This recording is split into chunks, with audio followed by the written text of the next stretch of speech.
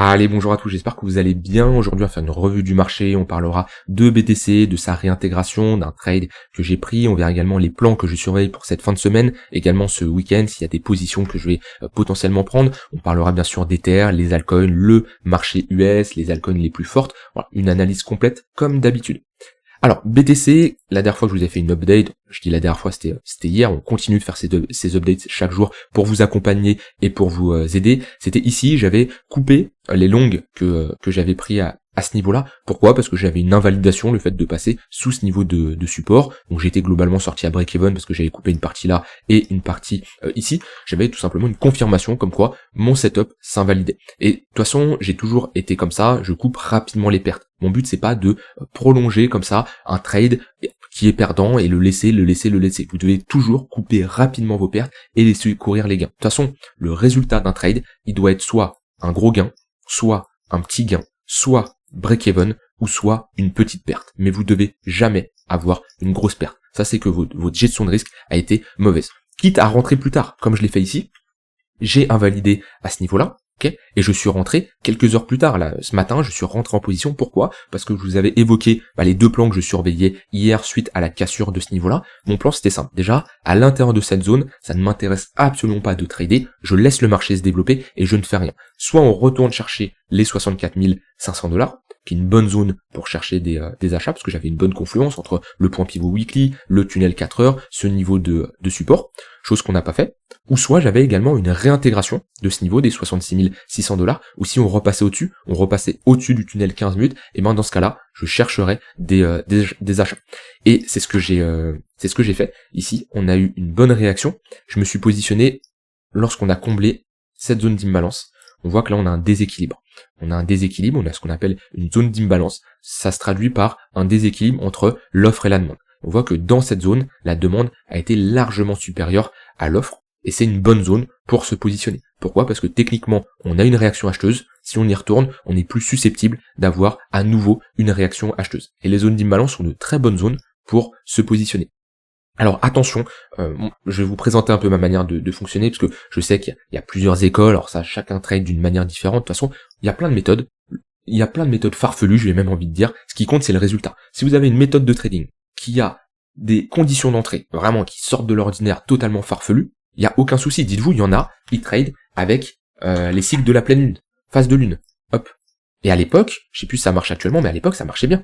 Les phases de lune, c'est un truc farfelu, ça n'a rien à voir avec les conditions de marché techniquement. Mais à l'époque, je me rappelle, voilà, top de marché, bottom, top de marché, bottom, top de marché, bottom, moyen top ici, bottom, top de marché, bottom. Vous voyez, ça n'a rien à voir. Tant que ça marche, on s'en fout. Si votre setup fonctionne et vous tradez avec des choses aberrantes, il n'y a aucun souci. Et comme je dis, des méthodes, il y en a plein, des écoles de trading, il y en a plein. Moi, je fais pas partie de l'école de trading, des gens qui disent on a une zone d'imbalance, c'est sûr à 100% qu'on va venir la combler. Et il y en a beaucoup qui ont cette théorie. Ah, là on a un déséquilibre, c'est sûr qu'on va venir le combler. Non, parce que on est sûr de rien en trading et on peut pas anticiper ce que va faire le marché. Et je peux vous prouver que si je me mets sur des unités de temps longues, ici on a une zone d'imbalance, on a un déséquilibre. Pourquoi ? Parce que on prend une bougie, on prend la précédente et celle d'après, on voit qu'on n'a pas de mèche qui comble l'intérieur de la bougie primaire, là. On a tout simplement un déséquilibre. Il n'est pas comblé. Je peux revenir sur des déséquilibres encore avant, 12 000, 13 000$, on a ici un déséquilibre de marché. Il n'est pas comblé. Donc les déséquilibres, c'est pas du sûr à 100%. Donc je fais pas partie de cette team-là qui dit qu'on va revenir à 100% chercher une zone d'imbalance. Parce que c'est de l'anticipation. Je n'anticipe jamais ce que fait le marché à l'avance. Par contre, moi, je fais partie de l'équipe, de la team, qui se dit, ok, on a une zone d'imbalance, je ne sais pas si on va y retourner. Par contre, si on y retourne, c'est une très bonne zone pour chercher des achats à l'intérieur de cette zone d'imbalance. Et voilà, c'était le cas ici. Je suis rentré vers les 66 800$. J'ai une zone d'invalidation sous ce creux, et zone d'invalidation que j'ai d'ailleurs remontée, qui est ici. Maintenant qu'on a vraiment break ce sommet-là, voilà, j'ai remonté mon stop loss et je l'ai mis globalement vers les 66 670$, parce que techniquement, après pullback dans une zone d'imbalance comme ça, on a en plus une bonne réaction acheteuse, on n'a aucun intérêt de retourner sous ce creux-là. Et également, sous ce creux-là, on n'a également aucun intérêt.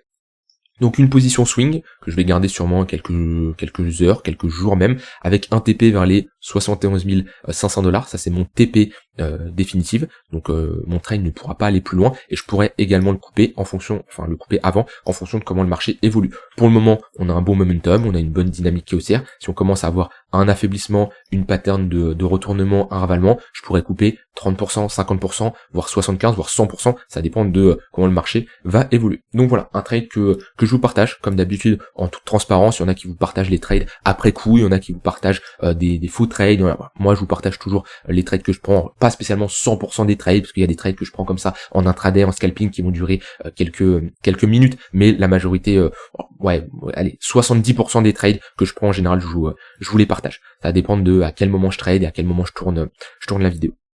Donc voilà, BTC qui réintègre, on repasse bullish sur toutes les unités de temps. En daily on est haussier, en 4 heures on est haussier, en 1 heure également on est haussier. Sur du court terme pareil là, sur l'intraday on va plutôt chercher des achats. Hier je regardais si j'avais pas des setups autour du 15 minutes pour chercher des shorts, mais alors déjà on est revenu chercher le 15 minutes la nuit, donc déjà je ne trade pas la nuit, et ici on n'était pas dans une bonne zone de localisation, puis surtout je n'aurais pas eu de setup puisque on l'a clairement enfoncé, et je ne me positionne pas en tant que shorter lorsqu'on a un aussi gros momentum, et surtout on passe au-dessus du 15 minutes. On voit qu'on a bien flip ce niveau de résistance en support, pour le moment on a des moyennes mobiles orientées à la hausse, donc c'est plutôt pas mal. Très bonne réaction acheteuse sur la zone. D'ailleurs on m'a posé une question en message privé, en commentaire sur YouTube, c'était en commentaire, on m'a dit c'est quoi pour toi une réaction acheteuse, parce que vous m'entendez souvent dire ça, une réaction acheteuse, une réaction vendeuse, c'est quoi?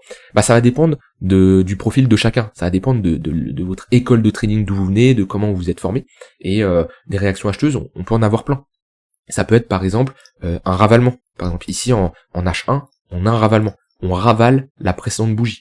Ici on a un ravalement baissier. Donc là on a un ravalement haussier, là on a un ravalement baissier. C'est pour ça d'ailleurs j'avais sorti 50% de ma position lorsqu'on a eu ce ravalement baissier, parce que ça reste un signal vendeur. Donc ça voilà, c'est un signal baissier, le fait qu'on ait un ravalement, une réaction vendeuse. Ça c'est une réaction acheteuse.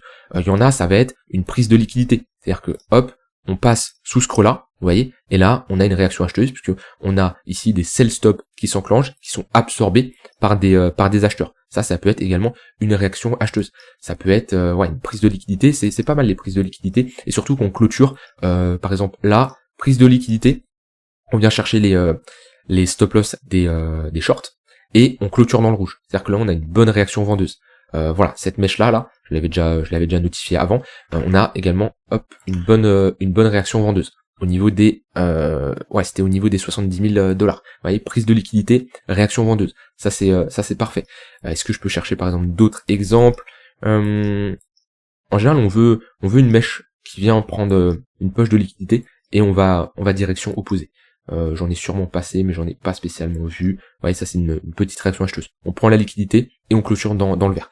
Donc on a vu les patterns de ravalement, on a vu les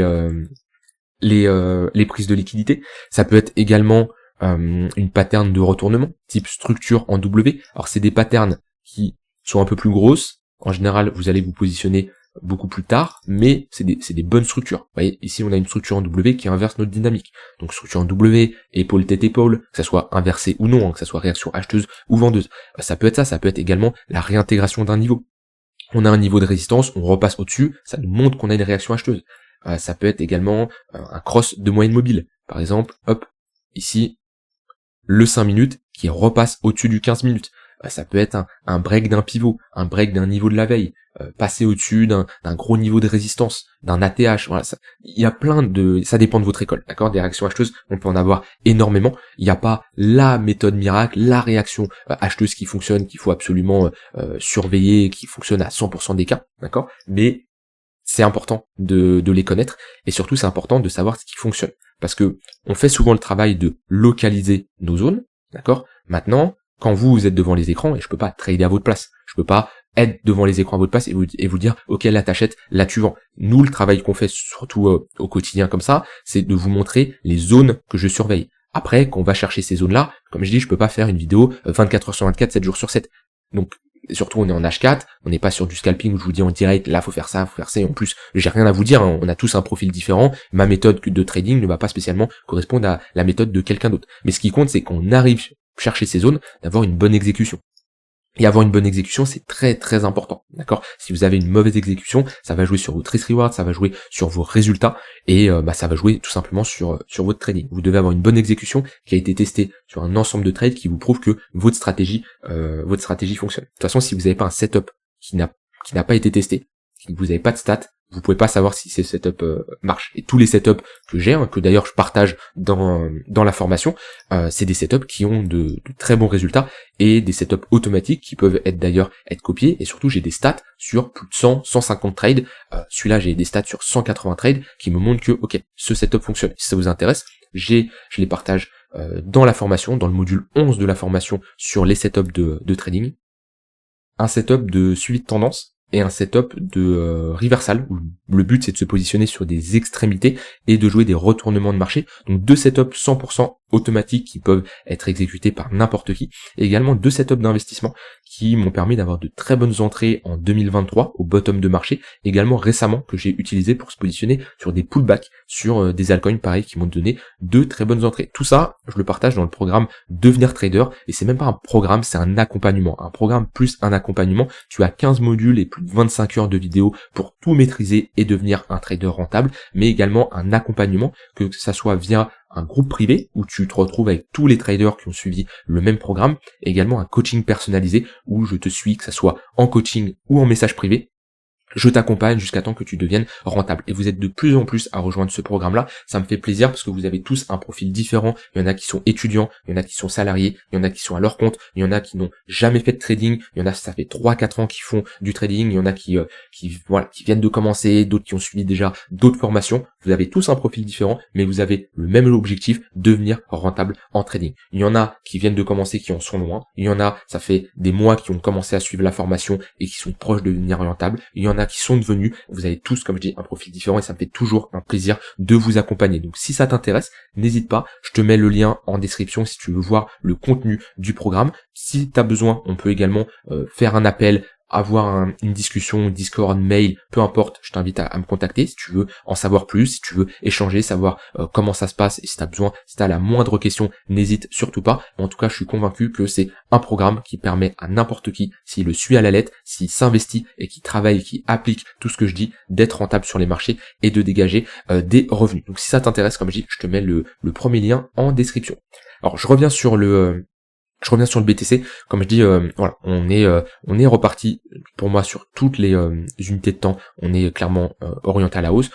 Ma target ne change pas, 71 500 $, et la TH tant qu'on se situe au-dessus des 60 500 $. Donc j'ai toujours un biais bullish sur les marchés jusqu'à preuve du contraire, c'est-à-dire jusqu'à temps qu'on inverse cette dynamique haussière en daily, donc qu'on passe d'une dynamique haussière à une dynamique baissière. Par contre c'est sûr, si on commence à faire ça et ça, qu'on break le 4 heures, qu'on repasse sous les 64 500 $, bon bah là c'est direction au moins un plus gros retracement. Ce qui n'est pas le premier cas que je privilégie pour le moment, on vise comme je dis la continuation de tendance. Au niveau d'Ether, ça va pas changer grand chose. Alors ça c'était le gros trade que je vous avais partagé. Voilà, c'est si on a une réintégration du niveau des 2008-2900 $, c'est le gros trade swing long terme on va dire qu'on pourrait éventuellement prendre. Pour le moment, Ether reste plus faible que le BTC. Déjà, il a break son plus bas. Pour moi, ici, il faut patienter. C'est pareil sur Ether. Soit vous êtes comme moi, vous en avez sur du spot long terme. Il n'y a pas grand chose à faire, à moins d'en accumuler si vous estimez qu'on est sur des bonnes zones de localisation. Personnellement, je préfère avoir un Ether pour en accumuler sous les 2100, 2000 $ pour se positionner. Et voilà, pour le moment, la charte reste baissière, ETH BTC. On a un BTC qui est beaucoup plus fort que Ether et ça se voit sur cette charte là. Donc d'un point de vue spot long terme, il n'y a rien à faire à part patienter. Ceux qui font du trading un peu plus actif, il n'y a pas grand chose à faire sur Ether. C'est une altcoin qui est faible. Est-ce que je vais la short? Pas spécialement, parce qu'on a un BTC qui est haussier. Donc même si Ether est faible, BTC le soutient pour le moment le marché. Donc je vais pas short alors que déjà on est sur un niveau de support actuellement et sur BTC on réagit plutôt bien, mais je vais pas du tout long Ether parce que Ether est faible et si je dois prendre des positions, je préfère me positionner sur BTC. Et on voit bien que on voit la différence où BTC on a une bonne réintégration, sur Ether c'est mou quoi, c'est mou, on a même pas réintégré, on a flip ce niveau de support en résistance, on est revenu le rechercher et on a rejeté.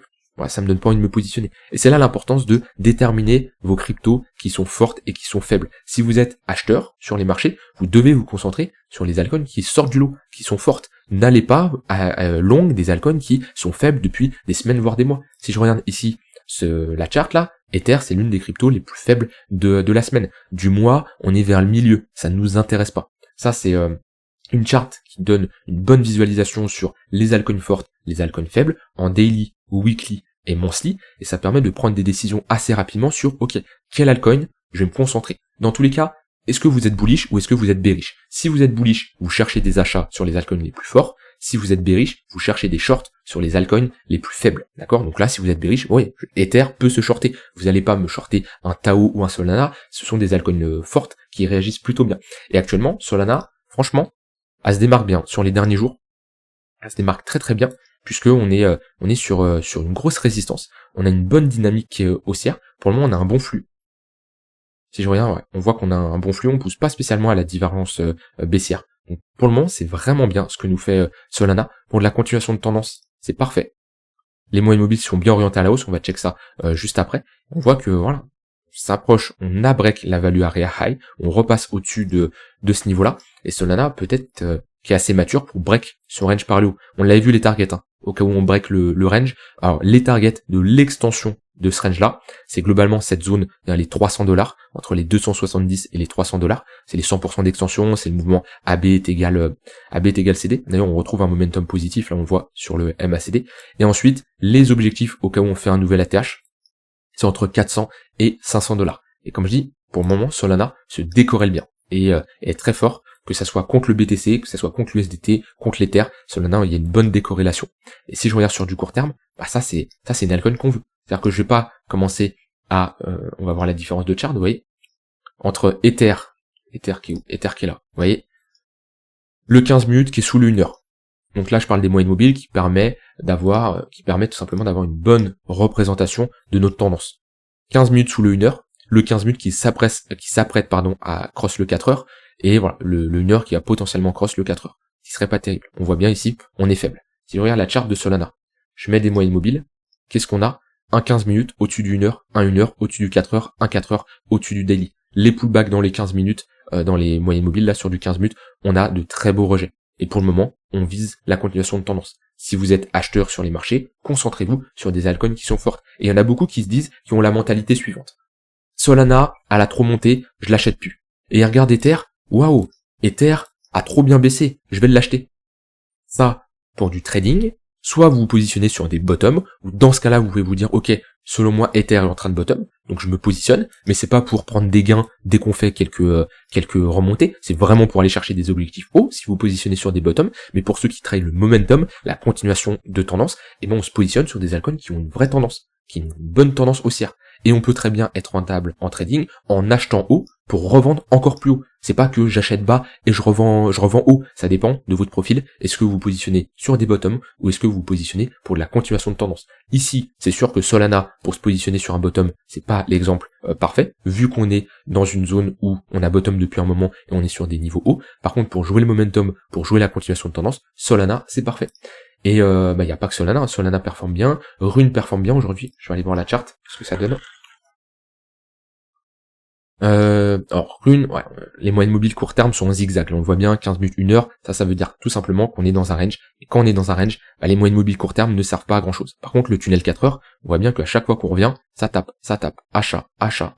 Très bonne zone ici. On est dans un range, bon, on est sur l'extrémité haute, compliqué ici de chercher des shorts. Maintenant, on voit qu'on pousse, on est potentiellement en train de break. Attention, si on a ici déviation, réintégration, c'est pour revenir chercher l'extrémité basse.